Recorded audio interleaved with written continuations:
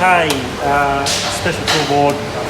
Chris has asked me to identify a few things, so I'll quickly do it. Or the ones that I know anyway, because you don't use every special tool that BMW ever produced. There's so many ones you'll never even use or know any rules for, but the main ones. This one here to remove the rear main seal out of a R-Series airhead. And this tool here doesn't go there normally, but it's just used in conjunction with when you were to lock up the flywheel, when you tighten up the flywheel bolts. So that bolts at the back of the crankcase, and this goes in there behind the seal to drag it out of place. This one I use all the time. It's just a shim plate for measuring up the gearbox for an R-Series air-cooled 5-speed. Basically, it's just a flat surface of a 7.5mm thickness with the bearings protruding, so you can do accurate measurements to reshim the gearbox. I use it all the time. A lot of people are going to know what this is. It's to loosen and to tighten up the exhaust nuts on R-Series airheads. Those who have done alternator rotors will know what it is. It is just basically the special tool to pop the alternator rotor from the front crankshaft on an R-Series air cooler. No, this one here, not as common. It's to remove the front crankshaft sprocket for a double row timing chain on an earlier model airhead. With the chain still attached or still wrapped around the sprocket. It's a little bit, well, not straightforward to remove, but this is a special tool that's required. It's got some of my own little bits in there as well, which I just keep together for other little purposes around the workshop. So medieval as this looks, this is for a K100 or K75. Adjusting the valve clearances. It's used to depress the valve so you can hook the bucket. So you can hook the shim out of the bucket. Used in conjunction with these two. These lock that bucket down into place once we compress it, so we can get the shim out, so we can adjust your valves on the older K100 8-valve motor and K75 motor only.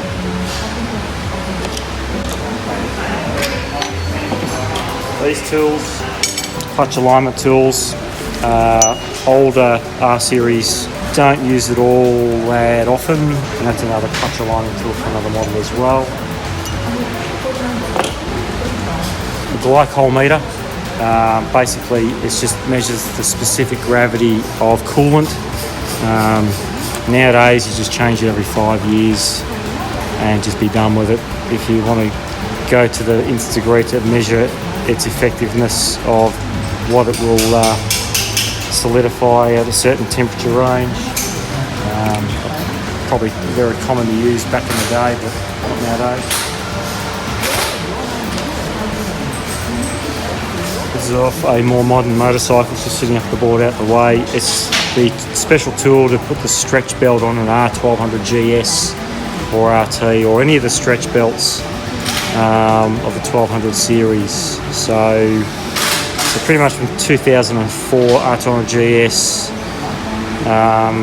right up to the very end, to when the water-cooled motorcycles were released. Feels like once a week doing gearbox rebuilds for old R-Series. Generally pretty regular. That might be once a week, once every 2 weeks. I may have an old R100 RS with an oil cooler type model that needs the exhaust taken off to change the oil cooler. So that's where you're going to use it that. Those, well over 40,000 Ks on the 1200 GS when they're due. The double row timing chain sprocket puller once every 6 months. Rear main seal removing tool, and that pretty much for every time you do a gearbox rebuild, if we're removing and refilling the gearbox, it usually gets a rear main seal as well, so it's used fairly regularly as well. Sometimes we just get gearboxes sent to us from interstate or something like that. where we won't be using this, we're going to be using the Shim Plate instead. So it's pretty regular.